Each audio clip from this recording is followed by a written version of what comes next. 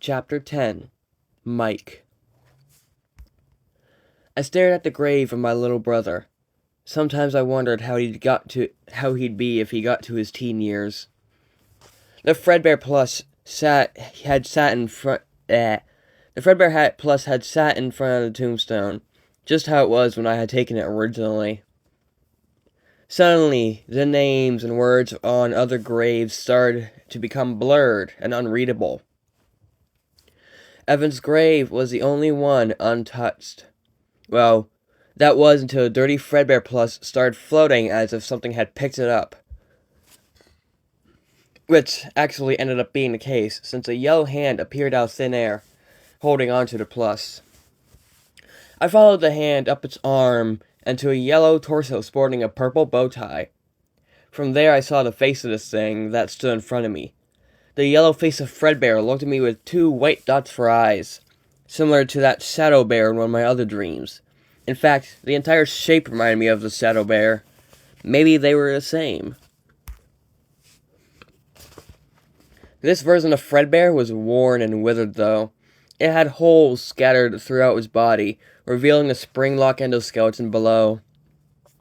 The once yellow fur was dirtied and roughed up, and wires stuck through the gaps.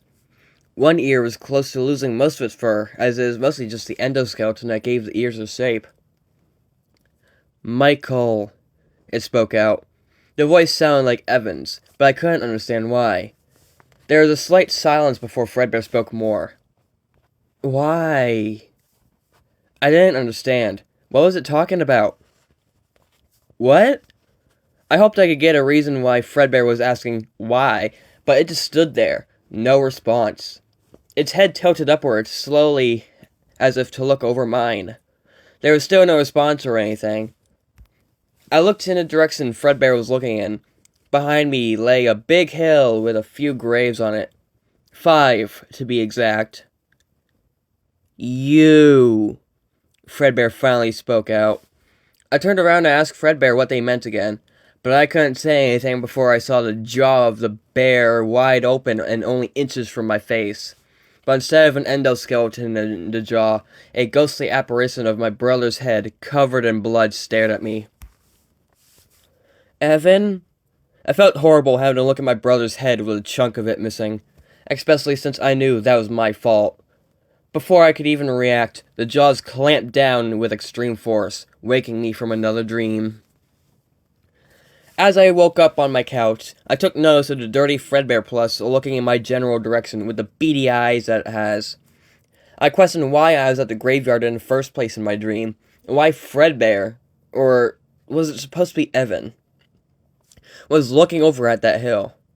There had to be a reason behind it. I turned off the TV, which was playing a cartoon about a vampire and a regular girl couple going through a couple-life situations, and looked at the time. It was getting close to my time to head out once again. I decided that it won't hurt to leave a little bit early, even though I'll probably get there at a regular time. I put on my uniform and grabbed my keys before looking back at the inside of my house.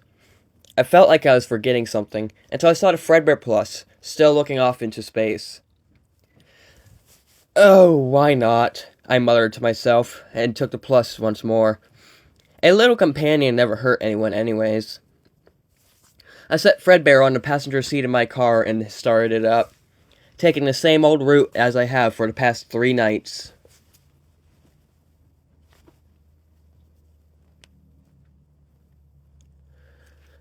The now familiar sign rolled into view as I took the final turn towards the restaurant again. It felt like I was getting more connected with this place every night. Something was new here, though. In the parking lot rested an unfamiliar truck, empty and left untouched.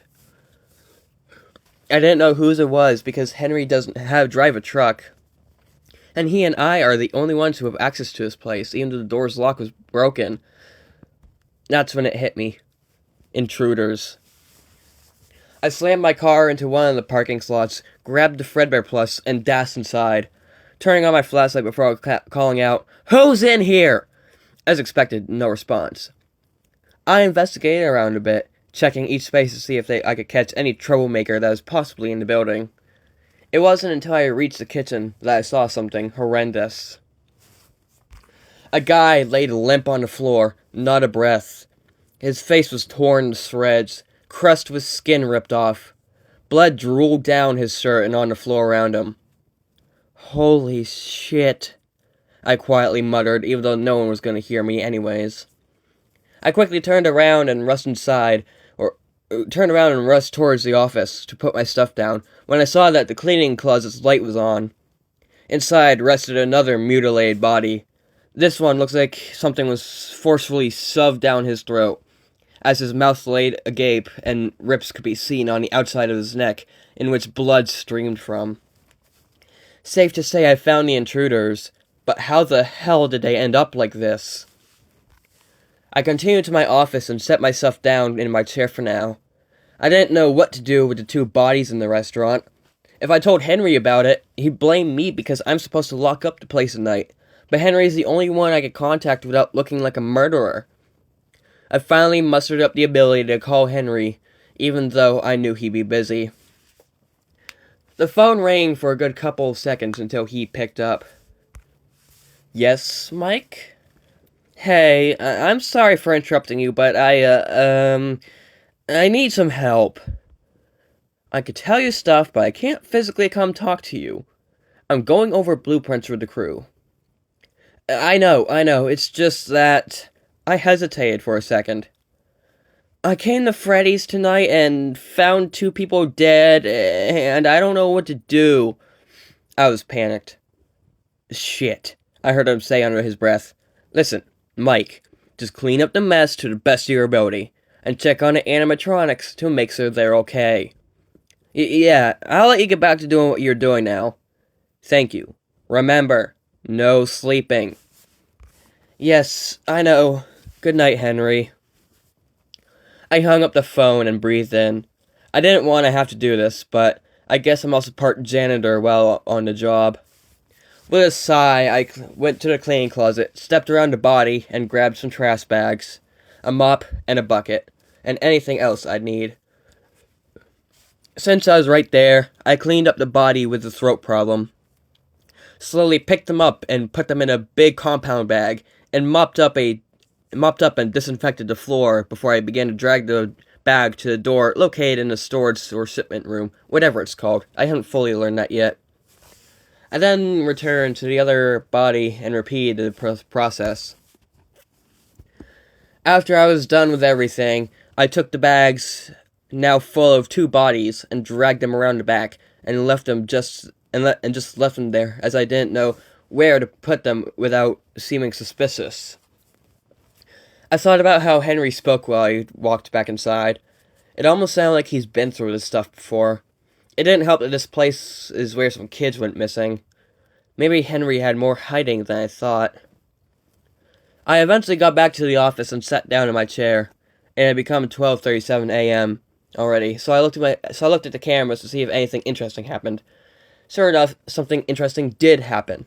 The cameras went fuzzy again, and when I looked at the stage, when they came back online, the curtains looked as if they had been ruffled with.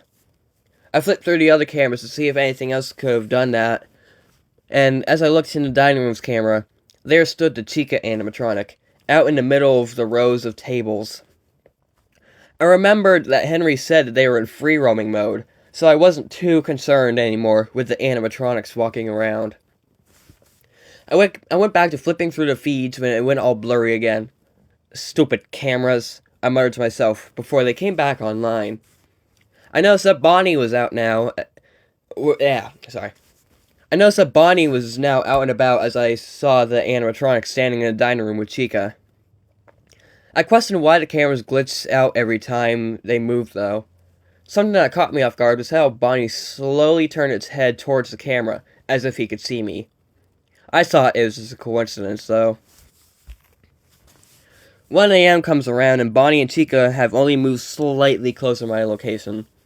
It's like they knew I was in the office, but I guess Henry did warn me about the animatronics possibly wandering to the office. I looked at the other cameras a bit, and took notice of specifically the camera labeled Pirate's Cove. There was a hook sticking out of the curtain, and it suddenly grabbed the purple curtains and started pulling back on them before the camera went all fuzzy again. Once it returned, Foxy's head was poking through and staring directly at the camera like how Bonnie did.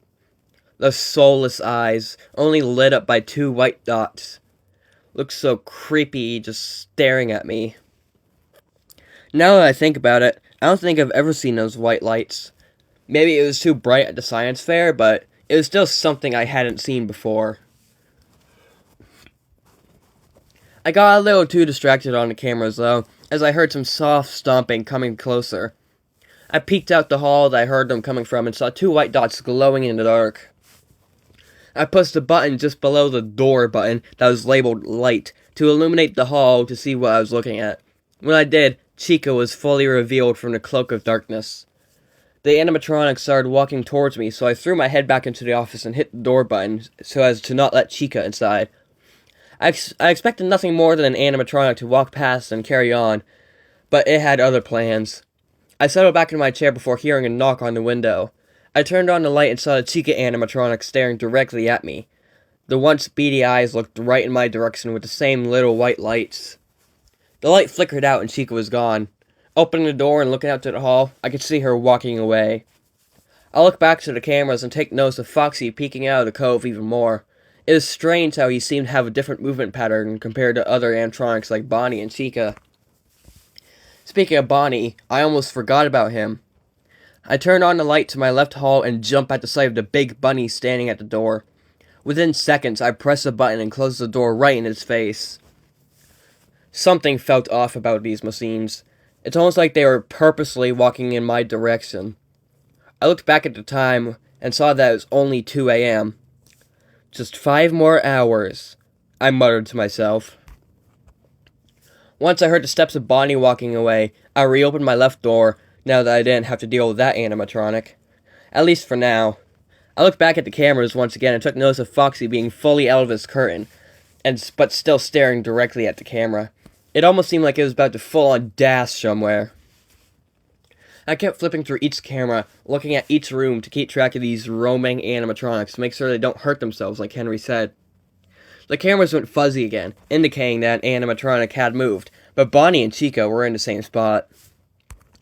Loud and quick metallic stomps echoed through the entire building with no hopes of stopping. I frantically flipped through each camera to see if I could find what it was until I noticed that Foxy was missing from its stage. I switched to one of the hall cameras and saw the Foxy animatronic charging my direction, hook raised in the air, ready to slash at anything in its way. I quickly slammed the left door down again as the animatronic reached the door only seconds later. Noises similar to nails on chalkboard screeched on the other side of the door. I could only assume that Foxy was scratching it with its hook on the door. A desperate attempt to get in. The assault on the door had stopped as Foxy walked away, as the others had done not long before him. Things were peaceful for a moment, though, as I still had the worry of any of them coming back. For now, all I could do was flip through the cameras and watch the little white dots shining through the darkness. The next 3 hours passed by without much problem. Bonnie only came by once more, and Chica only got closer while Foxy barely moved. I wonder why Freddy didn't move. Was he not on? Or maybe he didn't need to move. I watched the time closely as it got ever so slowly closer to 6 a.m. I turned on the light for my right hall and saw Chica down it again. I glanced at the power to see how much I have left, and I was only at like 84%, so I decided I could keep the door closed for the rest of the night if need be. I had a feeling I wouldn't have needed to use the doors too much, even though I have used them more than I had hoped already, but I could get used to just doing this. I watched the cameras flicker for what felt like the 50th time tonight as Chica relocated it to the corner outside my office. It wouldn't be too long before I could finally leave. I'm proud of myself, as this is my first night at Freddy's without sleeping through my shift. Maybe the sight of those mutilated bodies kept me up, or it could be the fight of keeping Bonnie and Chica out. Either way, I'm going to need sleep when I get home. The clock struck 6 as my shift was now officially over. I opened the door that I had closed and looked around. Chica was nowhere to be seen. I took deep breaths and grabbed my stuff, as well as the old Fazbear plush that was sitting on my desk the entire time. As I walked back out to the dining area, I wanted to check the stage to make sure the animatronics weren't missing. As I opened the curtain, the soulless eyes of Bonnie and Chica were just staring off, as if they had never moved a wire. Well, they look soulless now, but last night felt different. The way they stared into the cameras felt purposeful. Speaking of Bonnie, actually, something was off. He looked fine, but his guitar was covered in something. I reached out to touch the tip of the guitar and felt a liquid texture instead of the thick plastic like the rest of the guitar had. I turned on a flashlight to see better, and there was a red substance dripping off the guitar. My mind started turning gears as I was looking at the obvious blood. I connected a few dots, remembering that one guy looked like his throat was forced open. But what or who did it? Excuse me. My first thought was the other robber could have done it, but then he ended up dead soon, so that ruled him out. Something strange was happening, and I wanted to figure out what caused the murders. I'll try to do some research when I get home. But in the meantime, I reclosed the curtains and headed towards the door. I walked out to the warm glow of the morning sun and closed the gate, this time to avoid any incidents like last night again. I got to my car, tossed the stuff in the backseat, and started it up. Once the engine was purring, I headed my way out of Freddy's parking lot and went my usual route to the mall.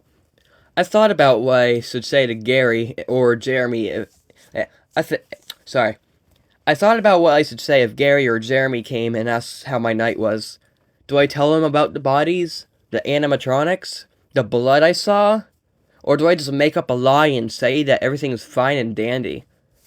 I guess all I could do is get there and hope they don't ask anything, or even show up.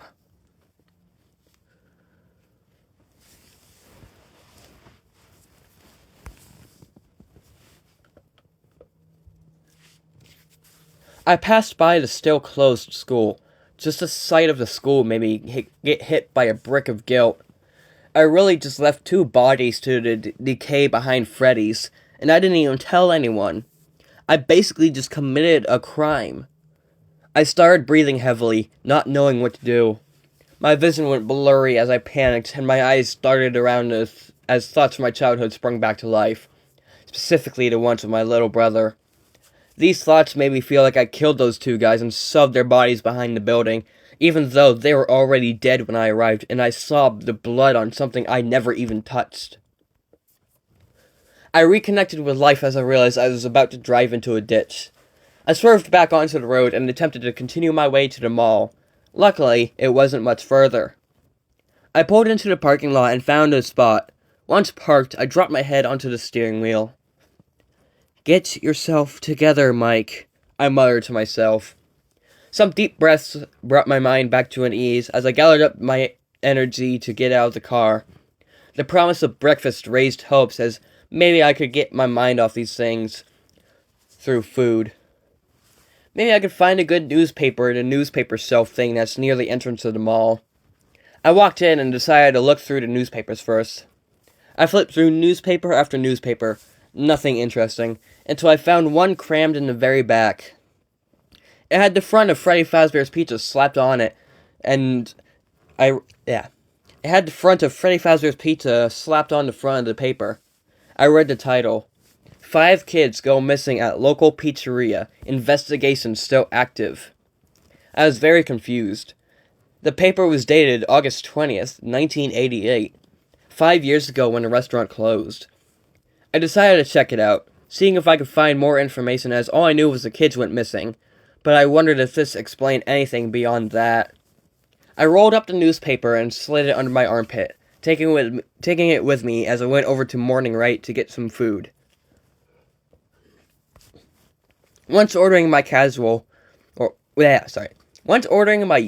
I sat down and was more interested in the newspaper than the food sitting in front of me.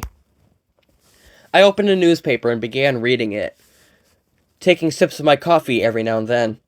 One of the sections mentioned Henry and how he wasn't aware of the situation until his assistant manager called him. So Henry did know about the problem.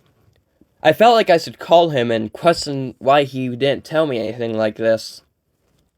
I was so caught up in reading and that I wasn't aware of Gary approaching me. It wasn't until he said something that that I finally snapped out of my reading. Hey, Mike, finally picking up one of those newspapers? He sat down in front of me. Huh? Yeah, just taking something off my mind. I folded back up the magazine and placed it on the table.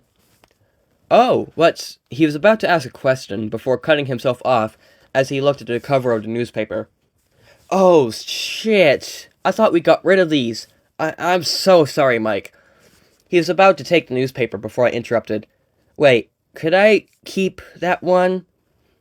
He looked at me like I was crazy for a moment before pondering up an answer. Okay, fine. I guess you do work there after all. This, doesn't bother you? He motioned to the headline. No, not really. What bothers me is that Henry never said anything. He put the newspaper back in the spot I had just put it in. We continued normal conversation after a moment of silence between us. So, anything interesting? What? I said with a mouthful of waffle. Like, at Freddy's? Or just in general? Well... I learned that the animatronics wander around on their own. Henry said he was never able to figure out how to turn off the free roam mode they have.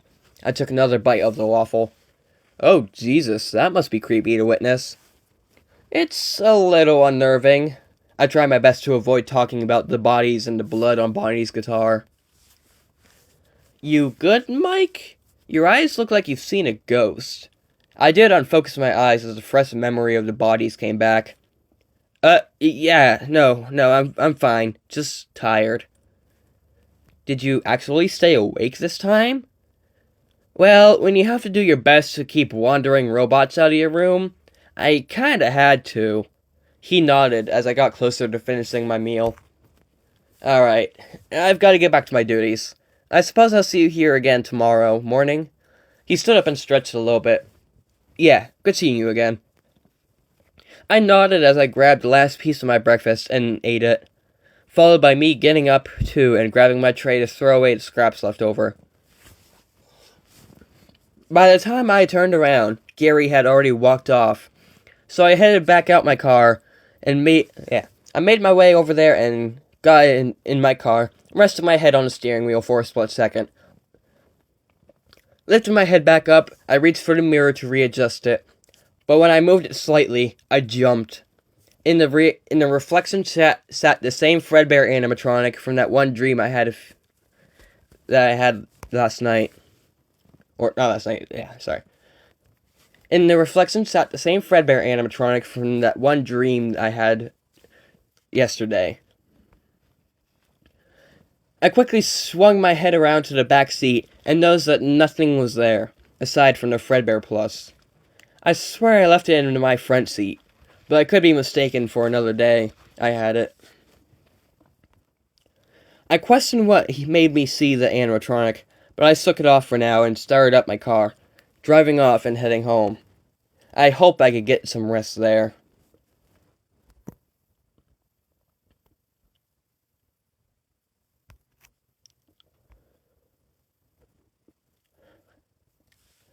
I came around closer to my house as it slowly zoomed into view. I squinted my eyes as I noticed something unusual, though. A car parked in front of my driveway. What the hell? I muttered to myself, even though no one can hear me. I drove closer to my house and parked behind the unknown vehicle. I quickly got out of my car as I noticed what was happening. Hey! What the fuck do you think you're doing? I yelled at the two boys, probably around teenager age. They got startled and looked back at me before bolting it to their car and getting out of there as fast as possible. As they sped off, I looked at what they were doing. Across my garage door laid the words, mental case, and kid killer. Those pieces of shit graffitied my house. What did I even do to deserve this kind of labeling? I groaned as I had to figure out how to get rid of this before people think I'm bad news, even though they've known me for a while. Luckily, the paint was still wet, so I quickly hurried inside and grabbed a mop and filled a bucket of water and began washing off what I could. After what felt like an hour, most of it was cleaned off. At least you couldn't understand what it said originally. Now I had to question why they'd vandalize me like that. I never even killed a kid. Well, I guess that one time counts, but that wasn't public information. I had to figure it out, so I moved my car into my driveway, took my stuff, and went inside. I set down my stuff and pulled out the newspaper from the mall. Looking at it, I turned to the page that I left off and sat down, reading away at what happened that day.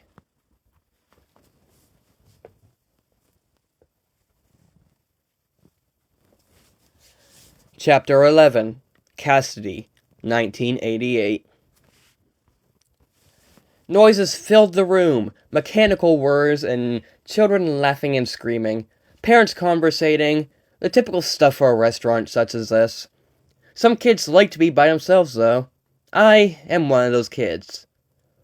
There were party streamers and decor splattered all over the room. It's like someone just threw it all just as an attempt to look presentable and called it a day. I watched the arcade machines flash with colors as kids and teens attempted to beat the levels. Greasy pizza filled the air with its scent as it filled every corner of the room, since it was at basically every table in sight, including mine. I was located at just a simple booth set up against a wall. A faint little light sat above the table, just barely lighting up the table amongst the other lights on the ceiling. I didn't feel happy, despite the scenery. I felt like I was always the cast out of the stuff. I know I was invited to the birthday party, but I still felt like I was only invited to fill space. Either way, at least being alone meant peace. I didn't have to deal with conversations and stuff like that. Since I was alone, I mostly zoned out and watched the animatronics. Not for their child-friendly personalities, but just in their movements. It was pretty mesmerizing. It sure was an interesting choice to make the joints visible, though. I did grab a bite of my pizza every now and then, just so I'm not left on an empty stomach. I should probably mention why I'm here in more detail. I was invited to a birthday party by one of my friends. Susie was turning yet another year older, and she wanted all of her friends from school to come. So she also invited Gabriel, Jeremy, and Fritz. They all wore paper accessories that matched an animatronic on stage. Gabriel had a top hat. Jeremy had bunny ears. Susie had a bib. Fritz had a part hook. And even I wore a pair of bear ears because I wanted to at least fit in, even if I wasn't with the others. Other parents and kids who were here just to have a visit to Freddy's carried on with their usual activities of eating pizza and playing games while a group of friends sat at a table that was covered in a white cloth with party hats placed in case we wanted them. The crew watched the animatronics too as they performed their songs and had a little banter with each other in between tapes. It was amazing how lifelike they had made the characters. They felt uncanny though, especially when they weren't doing anything. The big plastic eyes would just stare off into whatever direction they were last looking before stopping.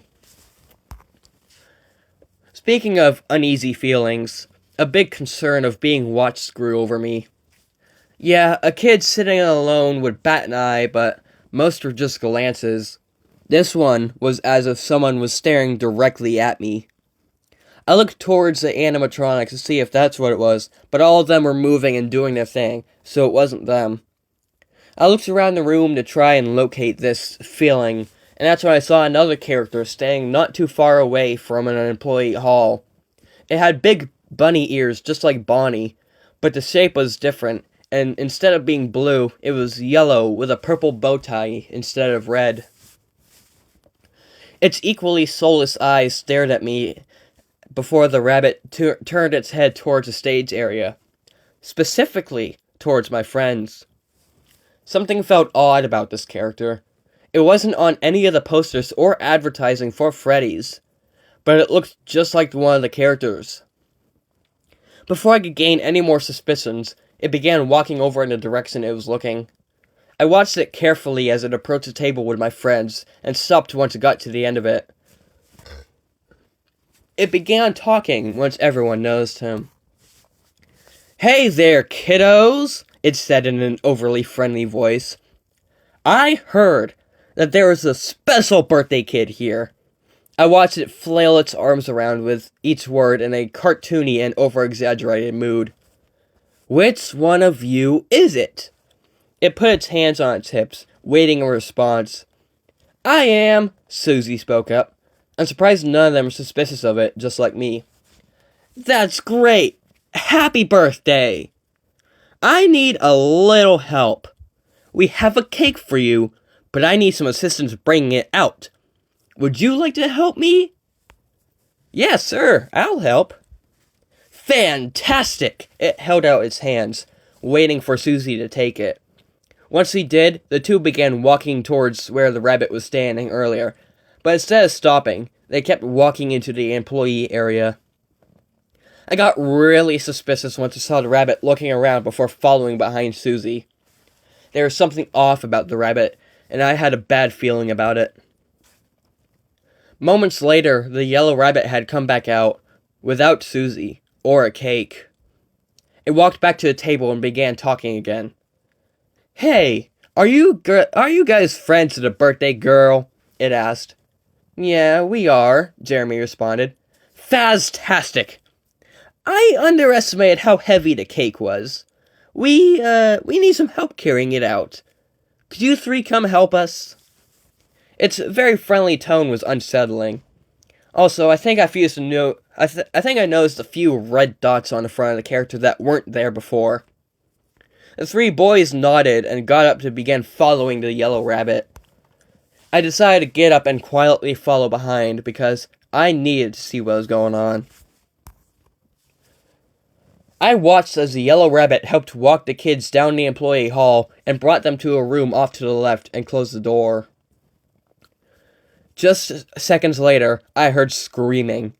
I charged over to the door and opened it slightly just in time to witness Gabriel get his throat slit open by the yellow rabbit, which had gained a knife. Blood was spilled everywhere in the dark room. I almost wanted to gag. Luckily, I knew something was wrong with the rabbit, so I rushed back in the direction of the main room to go alert someone. But I guess the rabbit had been alerted of my presence, as it was close behind. Things went dark for a moment before I opened my eyes back up. I started to feel a sharp pain on my chest as my body finally came back to consciousness. I looked down and placed my hand over the spot. My fingers became covered in blood as I realized that I had been stabbed. I looked around the dark room, now fully in it. My eyes widened in horror at the sight of all my friends' lifeless bodies scattered around. Blood was spilled everywhere and stab wounds and cuts covered each one. I almost craved death now, but my body wasn't willing to give up, so I just sat there and began crying. My noise alerted the yellow rabbit, who was still in the room, but now his mask was removed, and I could see a human's head in its place. He turned around to look at me, and for a moment, it looked like he was contemplating what to do with me, but then his face turned into panic as he knew he couldn't let me get away. So he immediately came over to me and grabbed me by my torso. I started screaming out for help behind my tears, but no one would probably hear me. I tried fighting, but he had the stronger grip as he had began dragging me towards a wall. He grabbed my legs and slid them into a suit that was left back here. I tried escaping the suit once he let go of me, but it wasn't before long when he slid a torso over me, trapping me into the suit for good. My struggling made some metal bits move around until they started snapping. Sharp pains occurred all over my body as I could feel different bits of metal snap in my torso and legs and arms. I kept screaming the most I could, praying for any help, but my already muffled screams became more muffled as a man had put a head over mine and proceeded to snap the metal things in that too. My screams became silent as my throat was pierced by the sharp metal. Eventually, everything stopped. But I somehow hadn't passed on. The man left the room after a minute, leaving his rabbit suit and us back here. Me and my friends could all see each other, but not how we'd normally see each other. Black, ghostly juices flowed from our hollowed eyes to symbolize crying. We were confused and scared, before any of us could speak though, 2 white dots lit up from the other side of the room. A lengthy humanoid shape rose up and looked at all of